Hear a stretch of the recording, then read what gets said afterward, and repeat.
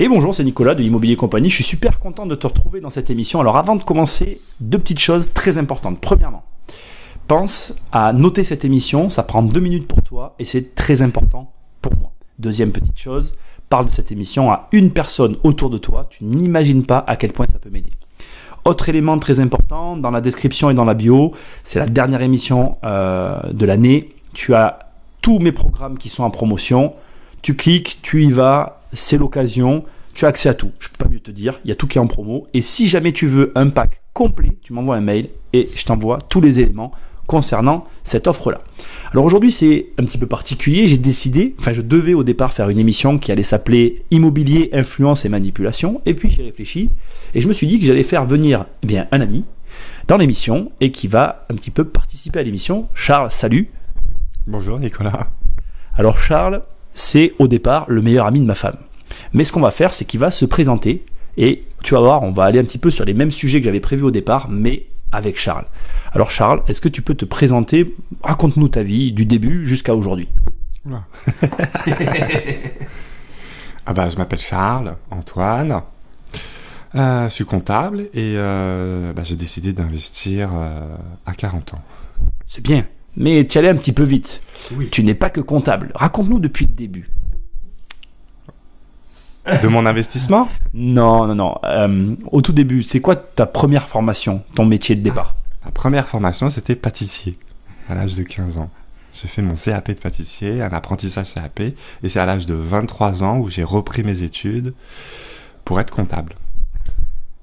À 23 ans? J'ai l'impression de t'avoir connu quand tu passais ton diplôme de compte. Ah non, t'as fait des études et après t'as eu ton diplôme plus tard. J'ai repris à 23 ans pour passer mon BEP de comptabilité. Ouais. Et 10 ans après, c'est là où Voilà. j'ai fait ma VAE pour passer mon bac pro comptabilité. Alors c'est intéressant parce que moi aussi j'avais fait une VAE pour avoir mon diplôme et c'est vrai que je me rappelle à l'époque, ça m'avait vachement intéressé de voir que tu le passais. T'as trouvé ça comment? Difficile? Difficile, ouais. Très difficile. Surtout en 6 mois. Ouais, c'est ça. Et c'était très court en fait. T'es passé devant un jury pour valider la VAE? Oui. Avec mon carnet, le deuxième carnet, ils appellent ça le livret 2. Ouais, c'est ça. Et que j'avais au préalable déjà envoyé, qu'ils avaient déjà feuilleté. Et j'ai fait une présentation et ils m'ont posé des questions sur mon livret 2, sur ma présentation que j'avais envoyée. Est-ce que tu pourrais faire, pour toutes les personnes qui nous écoutent, un retour d'expérience sur ce genre de démarche? Parce qu'il y a des gens, je pense, qui veulent reprendre des diplômes, passer des diplômes ou changer de voie professionnelle. Est-ce que ça a été difficile? Et est-ce que, tu regrettes, mais est-ce que tu trouves que le jeu en a valu la chandelle? Ah oui. Oui, oui, moi je conseille tout ça à faire, ça va à eux. Hein. Même si c'est très difficile, faut s'accrocher, faut être tenace. Et après, Ouais, après tu passes le truc et ça a eu des conséquences dans ton travail? Non, mais sur ton salaire peut-être? Oui, sur mon salaire. Je suis passé à un niveau supérieur en tant que salaire parce que mettre sur son CV bac pro plutôt que le BEP, c'était quand même mieux. C'est quand même mieux. Est-ce qu'aujourd'hui tu aurais envie de faire des études supérieures? D'aller plus loin, tu vois, de continuer la démarche. De continuer mon BTS. Ouais, par exemple. Oui, par exemple. À la base, en fait, quand je suis passé devant le jury, ils m'ont posé la question, pourquoi vous n'êtes pas allé directement au BTS? Et je me dis, moi, on m'a conseillé de passer d'abord mon bac pro et après le BTS. Bon, je regrette. Ça, c'est un truc que je regrette. D'accord. Parce qu'en fait, mon expérience que j'avais acquis durant ces 10 années valait en fait le BTS que le bac pro. Oui, c'est vrai qu'il y a beaucoup de gens qui ne le savent pas, mais tu peux, en n'ayant pas le bac, demander un BTS directement. Directement, ouais. Mais moi, les conseillers que j'avais eu à l'époque m'ont dit de passer le bac pro. D'accord. Bon, alors ce qui est intéressant avec Charles, et ça va aller dans le sens maintenant du titre de l'émission, je voulais parler d'influence et manipulation. Charles, tu as été locataire pendant très longtemps. Quasiment toute ma vie, hein. D'ailleurs, à Toulouse, j'étais locataire pendant 5 ans. Parce que j'ai fait mes études de comptabilité à Toulouse. Et quand je suis remonté sur Paris, j'étais locataire. 10 ans 10 ans. Ouais, plus de 10 ans, ouais. Et est-ce que tu peux, on n'en parle jamais, mais parler de ton expérience de locataire? Comment tu as vécu ces années de location finalement? Est-ce que ça t'a Est-ce que tu as trouvé que les propriétaires avec qui tu avais affaire, ça s'est bien passé ou tu t'en fous en fait? Non, non, relativement, ça s'est très bien passé. Hein. Mon ancien logement que je louais à Orsay, ça s'est très bien passé. Hein. J'ai eu aucun souci particulier, pas de conflit, rien. Et à Toulouse? À Toulouse, pareil. Aucun conflit. Non, les logements étaient propres. Alors, tu vois ce que je veux dire? Est-ce que la qualité du logement, elle correspondait à tes attentes à chaque fois? Ils avaient du mal à faire les travaux? Non, à Toulouse, quand j'ai loué mon appartement à Toulouse, il était tout neuf. Hein. Donc j'ai pas eu de problème, pas eu de sinistre, pas eu de... Non, c'était assez fluide. Bonne expérience de locataire. Oui. Bon. Alors maintenant, on va se concentrer sur l'influence, finalement. Qu'est-ce qui t'a motivé à devenir propriétaire? Déjà l'âge. Hein. Est-ce qu'il n'y a que ça? Non. À 40 ans, je me dis... faudra peut-être que je sois propriétaire, mais il y a beaucoup de gens autour de moi, notamment Monsieur Popovic, et sa femme, Candice, ma meilleure amie, que je voyais qu'ils investissaient, qui faisaient la démarche pour acheter des biens immobiliers. Et c'est eux qui m'ont un peu poussé à... Sans parler du fait qu'on t'a poussé, est-ce que ça t'a influencé? Est-ce que ça t'a juste fait déjà de te dire qu'il y avait cette action qui était menée? Ça te faisait réfléchir? Ah oui, beaucoup, oui. Tu disais quoi? Pourquoi pas moi? Pourquoi pas moi? Je pourrais aussi investir et acheter mon propre bien c'est ça. pour y habiter. Alors c'est intéressant. Est-ce que toi, comment tu le voyais? Est-ce que quand t'en parlais avec nous, ça te paraissait difficile de l'extérieur? De l'extérieur, pour moi, ça me paraissait très difficile, très compliqué, déjà mettre de l'argent un peu de côté au début, mettre un apport, faire les démarches avec la banque, les assurances. Oui, il y avait un ensemble d'éléments. Il y avait un ensemble en fait où ça me paraissait une montagne à franchir en fait. Est-ce que la montagne était si haute que ça finalement? Non. Et alors, juste, je fais une petite parenthèse. Moi, j'ai un programme qui incite les gens à acheter leur résidence principale. Toi, tu as été locataire. Est-ce qu'aujourd'hui, on va parler purement et simplement que de loyer? Est-ce que, en termes de loyer, tu gagnes de l'argent? C'est-à-dire, est-ce que ce que tu payes tous les mois, ça te coûte moins cher aujourd'hui en tant que copropriétaire que quand tu louais? Oui, oui, le crédit me coûte moins cher que lorsque je louais, à Orsay. Et qui plus est, me coûte moins cher avec une plus grosse surface. Or que quand je louais, j'avais un petit studio. Hein. Oui, en fait, en gros, t'avais un grand studio. Là, tu sais que tu minimises par rapport à la taille de ton nouveau logement. Un studio de 40 mètres carrés, là, je suis dans un 3 pièces de 63, quasiment 70 mètres carrés. Donc ça veut dire que tu as acheté 70 mètres carrés qui te revient moins cher en région parisienne qu'un studio toujours en région parisienne qui te coûtait plus cher en tant que locataire. Ouais. Alors, on va revenir maintenant, je reviens sur les démarches. Par rapport à toutes ces démarches que tu as faites, laquelle t'a paru la plus compliquée? Déjà, trouver le logement. Trouver l'appartement qui te convient. C'est marrant parce que tu vois, moi, de l'extérieur, j'ai eu l'impression que finalement, tu l'as vite trouvé. Mais c'était de l'extérieur encore. Hein. Parce que je suis bien tombé. Oui. Parce que je suis bien tombé. À la base, je devais louer, je devais visiter un studio, un 2 pièces. Or que quand je suis arrivé à l'agence, on m'a proposé de visiter ce 2 pièces, mais plus 2 autres appartements, dont celui que j'ai acheté. D'accord. Et donc, pour toi, c'était la démarche de recherche qui a été la plus complexe? Au début, oui. Mais effectivement, je l'ai trouvé assez rapidement, cet appartement. Mais je pensais que c'était... parce qu'en général, la recherche d'appartement qu'on achète, c'est assez long, en fait. Oui, c'est vrai. On se pose des questions, la situation, le lieu par rapport à ton travail, par rapport à tes amis, par rapport au lieu d'habitation, si ça craint pas, si c'est un bon quartier, si c'est pas un mauvais quartier, et là j'ai eu de la chance, je suis tombé assez rapidement sur ce bien-là. Du coup, le reste, la banque, les assurances, tout ce qui te semblait insurmontable au départ, ne l'a pas été. Non, parce qu'à la fois j'ai été suivi par un conseiller, un courtier. Un courtier, ouais. Bon, qui m'a pas beaucoup aidé, mais j'ai juste déposé le dossier à la banque, à ma banquière, pour me dire que ma banquière et mon dossier était accepté. Bon. Là, j'avoue que j'étais un petit peu en colère parce que tu m'avais juste demandé, je t'aurais dit que t'en avais pas besoin, mais c'est pas grave. C'était le conseiller de l'agence, hein, mais bon. C'est vrai que bon.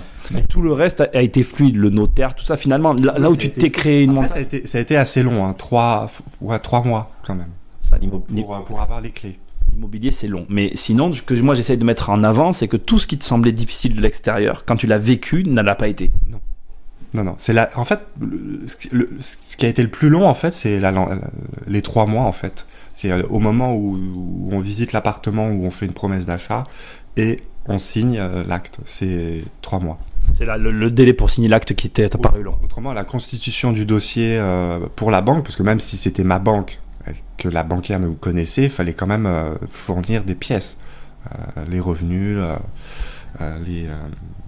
Oui, tous mes revenus, toutes mes dépenses, toutes mes charges. Hein. Donc, mais c'était assez, en fait, rapide et simple. Alors maintenant, ça va être intéressant. Maintenant que tu as fait tout le parcours, avec le recul, ton expérience, tu la vois comment ?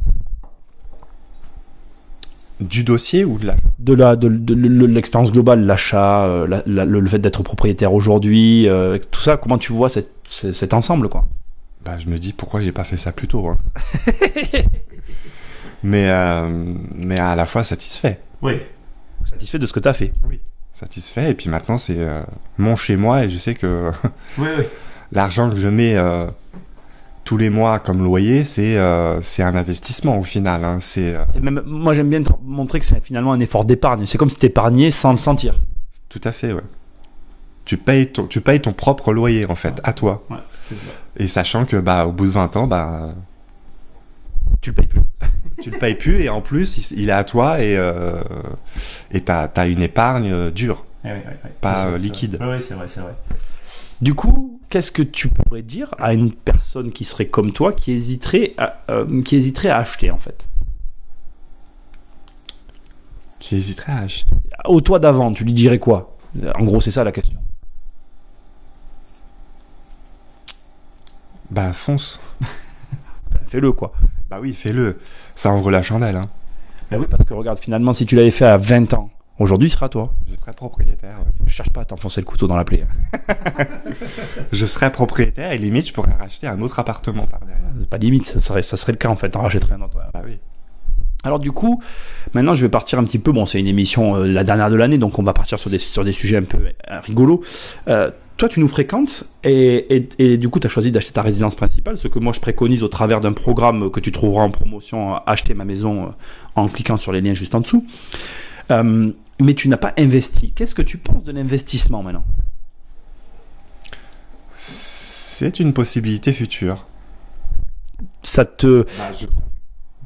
Là, j'ai acheté ma résidence principale, mais peut-être plus tard, j'aimerais bien, plus tard, un futur proche, continuer à investir dans l'immobilier. Pas comme Nicolas, en fait. C'est pas mon objectif d'avoir 30 appartements. Non, mais c'est pas la question de dire combien tu as d'appartements. La question, c'est de dire est-ce que l'investissement t'intéresse ? Oui. L'investissement m'intéresse, mais 1 ou 2 appartements. Ouais, voilà, raisonnablement. Raisonnablement, un truc saisonnier qu'on peut louer facilement l'été, et un truc qu'on peut aussi en profiter soi-même. Ouais, tu es plus dans le truc de vouloir en jouer, quoi, peut-être. Aussi, oui. Ouais. Et toujours pareil, de l'extérieur, est-ce que tu as l'impression, c'est une question à la con que je vais poser, mais j'ai envie de la poser, est-ce que tu te dis qu'en investissant dans l'immobilier, on est riche, par exemple ? Non. Tu vois les emmerdes ? Plus il y a d'appartements, plus on est emmerdé. Dis-nous un petit peu plus, parce que c'est intéressant. Du coup, toi, tu as une vision extérieure qui peut intéresser, tu vois. Comment tu vois les choses ? C'est un métier à temps plein, en fait. Au bout de quelques appartements qu'on veut investir, après, il y a les locataires qu'il faut gérer, il y a toute la logistique, entre guillemets. Oui, c'est ça. Une plaque de cuisson qui tombe en panne, faut venir la changer. faut la réparer, déjà, et puis en plus, faut avoir la trésorerie, faut avoir les fonds pour pouvoir changer ça. Les impôts, la fiscalité.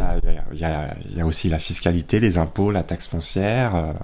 Donc il y a tout ça. Donc c'est effectivement. C'est pas, ouais, toi, voilà, tu te dis, tu vois vraiment que c'est un métier. Tu te dis, voilà, je veux pas basculer dans la partie métier. Je veux rester dans quelque chose d'anecdotique. Partie un peu investissement, mais sans trop me charger. Oui, je comprends. Sur ma vie personnelle, parce qu'à côté j'ai quand même mon travail et j'ai pas envie de passer mes week-ends aussi à gérer les problèmes des locataires. Bien sûr.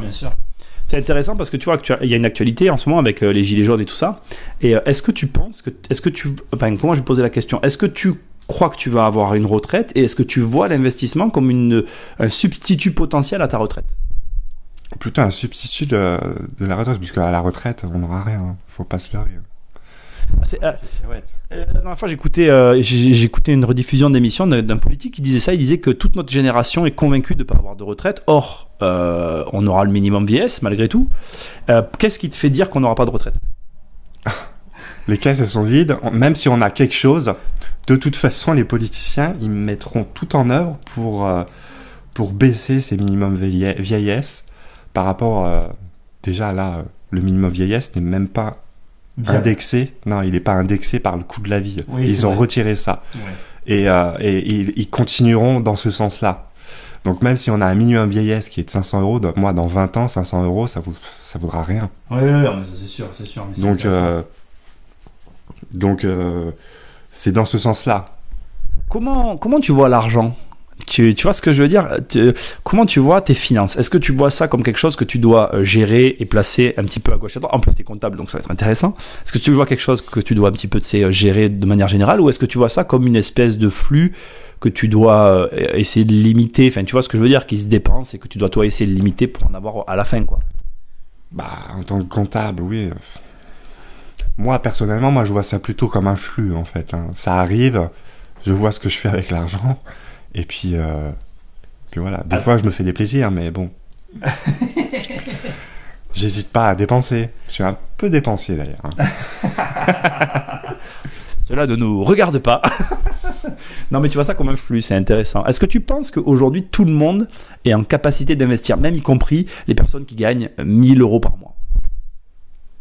Oui, tout le monde peut investir dans l'immobilier pour sa résidence. Après, ça me paraît difficile. Quand même. Est-ce que tu penses que tout le monde doit le faire? Si tout le monde le fait, il n'y aura plus de locataires après. Ouais, c'est intéressant comme réflexion. C'est quelque chose que j'entends souvent. Dernier point sur toute cette partie immobilière. T'as un appartement qui est beaucoup plus grand, tu t'y sens mieux. Est-ce que tu crois que dans cet achat, il n'y a que l'aspect financier? Tu vois ce que je veux dire? On a parlé beaucoup des finances, mais aujourd'hui, je pense qu'il y a une autre dimension, et j'aimerais que tu nous en dises un mot, parce que tu disais tout à l'heure, tu étais dans un studio. Quand on est dans un studio, ça fait un peu étudiant, hein, ne le prends pas mal. Là, tu es passé dans un vrai appartement qui correspond, je trouve, en tout cas, à ton âge, à ce que tu es. Est-ce que tu vois une dimension différente juste dans le bien-être, dans ce que tu peux ressentir toi au quotidien? Ah oui, complètement. Entre un studio et un 3 pièces, déjà j'ai ma chambre.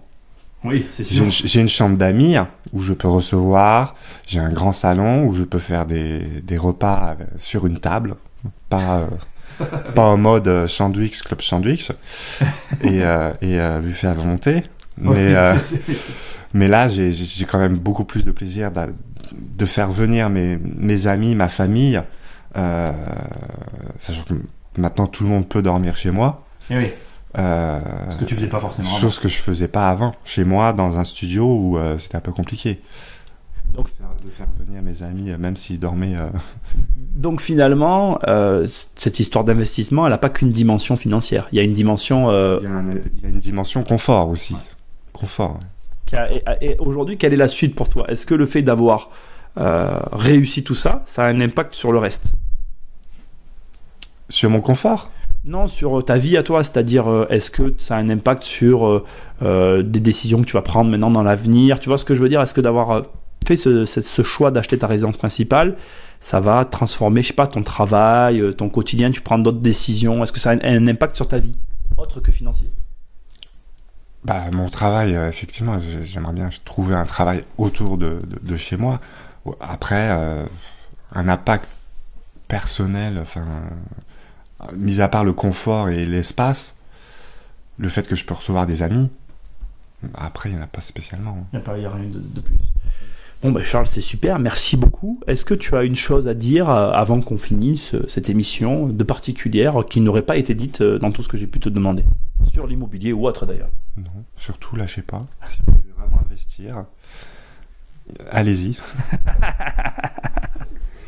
Est-ce que tu penses, je vais finir avec ça, parce que c'était quand même influence et manipulation, est-ce que tu penses que ces influences extérieures que tu as eues pour acheter, elles ont été bonnes et justifiées, ou tu aurais pu t'en passer?